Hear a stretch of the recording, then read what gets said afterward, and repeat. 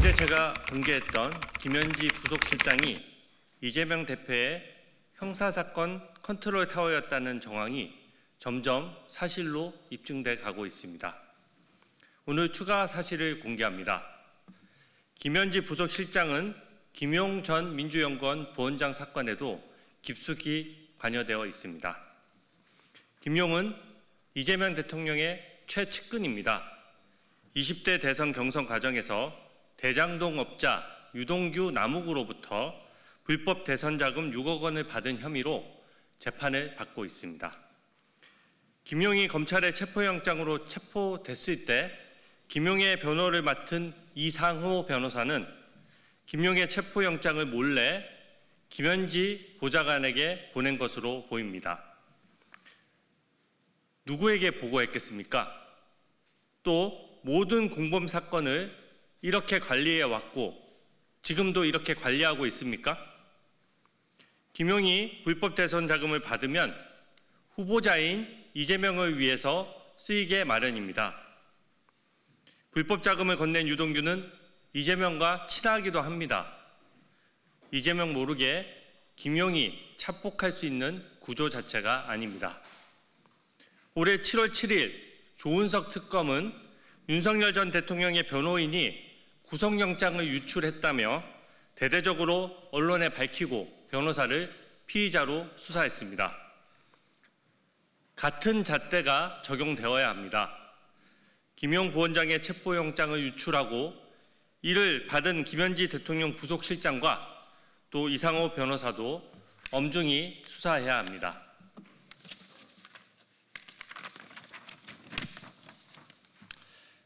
김현지가 이재명 사건의 총괄 컨트롤 타워였다는 사실을 설주한 변호사의 양심 고백으로 알 수 있었습니다.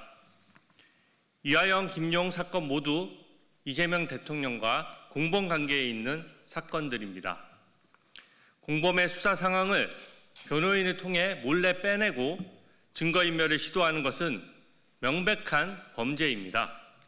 실행자는 김현지이고 배우는 이재명 대통령입니다. 김용 사건에서는 그 후 조직적 위증교사와 증거 조작이 있었습니다. 대선 캠프 관계자 2명이 김용의 허위 알리바이를 만들고 휴대전화 일정표도 조작해 제출했다가 구속 기소됐습니다. 알리바이는 김용 피고인 측과 짜지 않고서 막 만들어낼 수는 없는 것입니다. 사건 컨트롤 타워인 김현지, 공범관계에 있는 김용, 또 그 변호인인 이상호의 사전 모의가 과연 없었습니까? 김현지가 보좌관 시절에는 몰래 이재명 공범 사건에 관여해 왔다면 지금은 권력이 더 커져 대통령실 부속실장으로 있습니다. 김현지가 마음만 먹으면 공범 사건을 손바닥 보듯이 들여다볼 수 있고 지금 이재명 대통령이 하고 있는 것처럼 구체적 사건에도 막 관여할 수 있는 길이 있는 것입니다. 이런 것들을 명명백백히 밝히기 위해서 국감의 출석과 증언이 반드시 필요합니다. 피하는 자가 범인입니다. 김현지 부속실장과 민주당은 국감 증인을 즉시 수용하십시오. 감사합니다. 오늘 거의 헌정사상 최초로 대법원의 현장 검증을 겸한 현장 국감이 있었습니다. 그 자리에서 추가로 국감 증인을 신청함에 있어서 제가 어제 신청했던 김현지 부속실장과 설주한 변호사에 대한 증인 신청은 아예 올라가지도 못했습니다. 이걸 왜 막는 것입니까? 오늘 민주당 입장을 보면 김현지 부속실장이 설주한 변호사와 통화한 것을 부인하지 못합니다. 사실상 인정을 한 것이죠. 그러면서 문제가 없다고 우깁니다. 공범 관련된 사건이지 않습니까? 이재명 대표 본인의 사건의 변호인을 교체한 것이 아니라 공범 사건에서 변호사를 포섭해서 정보를 사전에 수집하고 그것을 토대로 이하영 자백을 막지 못했다는 이유로 설주한 변호사를 자른 것 아닙니까? 오늘 이 부분에 대해서 국감 증인으로 만약에 받아들인다면 제가 오늘 공개했던 내용을 사실 국감에서 확인하려고 했던 것인데 아직 부르질 않으니까 제가 추가로 공개를 합니다. 그래서 이 내용은 제가 신빙성을 확인하는 작업을 거쳤고 저는 사실관계가 맞다고 생각합니다. 여기에 대해서 입장을 밝히고 또 국감에 나와서 국민 앞에서 떳떳이 그 내용을 밝혀주시기 바랍니다. 네, 나머지 질문 받겠습니다.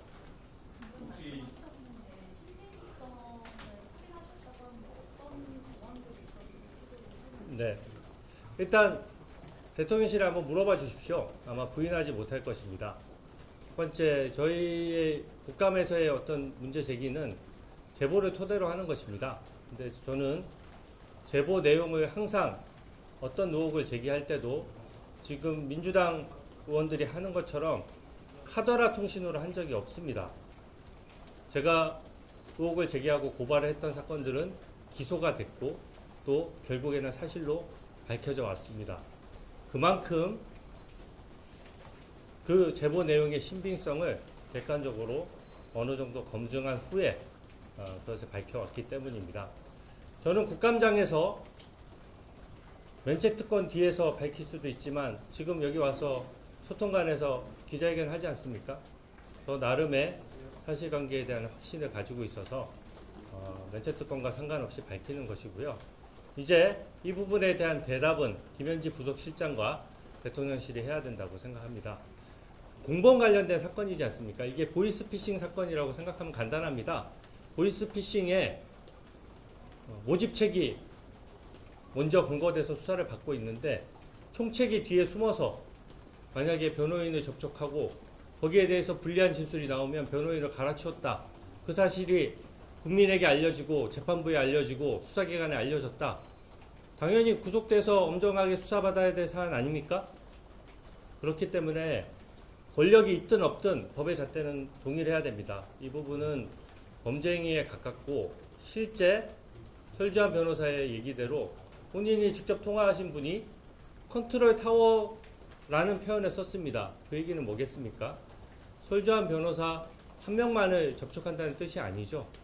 모든 변호사를 접촉하고 그렇게 하는 것입니다. 어제 박상용 검사의 증언 중에서 굉장히 의미 있는 증언이 하나 있었습니다. 설주한 변호사가 그만두고 나서 이하영 당시 피의자를 동의를 받고 수사하는데 모 변호사가 난입을 했다라고 합니다. 저도 상당 기간 수사기관에 근무했고 또 변호사로도 수년간 활동했지만 단순한 변호사가 아직 선임도 되지 않았는데 조사 일정을 파악한 상태에서 조사실로 난입하는 것은 사실상 테러에 가까운 일입니다. 그런 것을 듣도 보도 못했습니다. 가능하겠습니까? 뒤에 어떤 권력자의 배우나 어떤 권력자의 조정 없이 그게 가능하겠습니까? 그 날짜에 그 시간에 어떻게 조사를 받는 줄 알고 어떤 자신감으로 변호사가 선임도 안 됐는데 조사실에 난입을 합니까? 이런 점들이 어떤 이재명 대표와 당시 관련됐던 공범과 관련된 사건들을 전체적으로 관리하고 있었다는 유력한 정황 증거고요. 거기에 대해서 컨트롤 타워가 김현지 보좌관이라는 얘기가 나온 겁니다. 그리고 실제로 우리가 국민들께서 이 부분이 이슈가 좀 덜 됐던 것은 당시 김현지 보좌관의 존재와 또 그 정도의 위치에 대해서 우리가 잘 몰랐습니다. 이번에 저도 처음 알았습니다. 총무비서관으로 근무한 지 4개월밖에 안 됐는데 국감에 안 나오기 위해서 부속실장으로 발령냈습니다. 권력자 아닙니까? 그런 면에서 저는 모든 사건에 컨트롤 타워 해왔다는 사실을 국감에서 입증해 나가도록 하겠습니다. 말씀해 주시죠. 예. 그 조선일보 유종원인데요. 네. 그 회견 보시면 이제 그 의혹이 사실 이제 위법에 해당한다고 하셔서 좀 구체적으로 어떤 실정법 위반에 해당한다고 보시는지. 네. 제가 여기서 뭐 법리를 설명하지 않겠습니다. 딱 하나만 말씀드릴게요.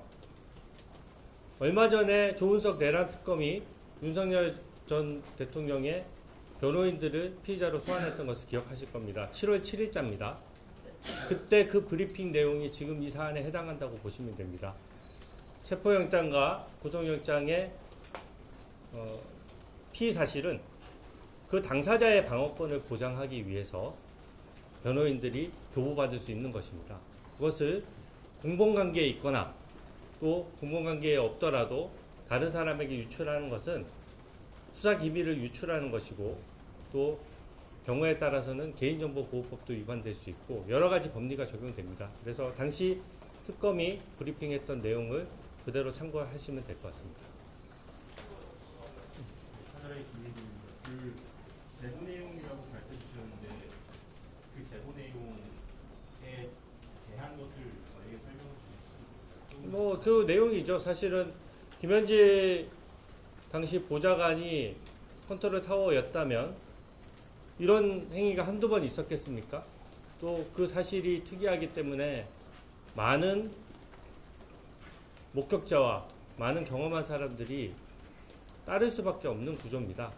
저는 이 내용에 대해서 어느 정도 제가 객관적인 검증을 했다는 점을 말씀드리고요. 오늘 민주당에서 또 물타기용으로 박상현 검사와 제가 뭘 짜고 뭘 했다는 취지로 얘기를 했는데요. 하나 본질적으로 묻고 싶습니다. 설주한 변호사한테 전화했나요? 안 했나요? 왜 저는 국민을 위해서 지금 현재 권력자지 않습니까? 지금도 부속실장이면은 어떤 루트든지 이제는 정식으로 사건 보고를 받을 수 있는 거예요. 그러면 거기에 대해서 국민의 입장에서 법치주의고 권력자에 대해서 평등하게 법이 적용되려면 그 부분에 대해서 국민의 감시를 받아야 되는 것입니다. 근데 거기에 대해서 답변하지 않고 마치 증언한 사람에 대해서 공격을 한다? 저는 이거는 기본이 안 돼 있는 것이라고 생각합니다. 박상현 검사 어제 누가 불렀습니까? 추미애 위원장이 불렀습니다. 증인으로 의결한 거잖아요. 증인으로 나와서 국감의 법사위원이 물어보는데 거기에 대해서 답변하지 않을 수가 있습니까? 거기에 대해서 그게 무슨 현행법의 위반으로 또 검사도 겁박하는 겁니까? 제가 분명히 말씀드리지만 저는 박상현 검사와 일면식도 없고 한 번도 연락해 본 적도 없고 식사도 한 번 해본 적 없습니다. 그러니까 애먼 사람 잡지 말고 제보의 근거를 가지고 물타기 할 생각하지 말고 팩트를 밝히십시오. 팩트가 아니면 아니라고 얘기해야 되지 않습니까? 그리고 민주당 의원들은 그동안 국감장에 뒤에서만 숨어서 온갖 의혹 제기하고 지금 대법원장 관련된 의혹도 사실은 가짜뉴스에서 기반해서 오늘 대법원까지 쳐들어가서 저렇게 무도한 거 한 것 아닙니까? 나는 그분들이 한 번도 저처럼 자기 이름을 걸고 자기의 어떤 면책특권을 포기하면서 바로 이 자리 국회 소통관에서 정식으로 얘기하는 거 한 번도 보지를 못했습니다. 서영교 의원, 부승찬 의원 의혹 제기하려면 저처럼 여기 나와서 똑같은 의혹을 국감장 밖에서도 얘기할 수 있어야 저는 국회의원의 기본 자격이 된다고 생각합니다. 네. 네. 체포영장은 좀 교사이고 규명없는데 체포영장을 파일로 전송한 거지 다들 카피를 준 건지 네. 아니면 직접 김현지 실장한테 준 건지 아니면 제3자를 통해서 준 건지 그게 가능하거든요. 네. 저는 전달 방식도 알고 있지만 특별히 여기서 밝히지는 않겠습니다. 아마 부인하지 못할 것입니다. 추가 질문 없으시면 여기까지 하겠습니다. 네.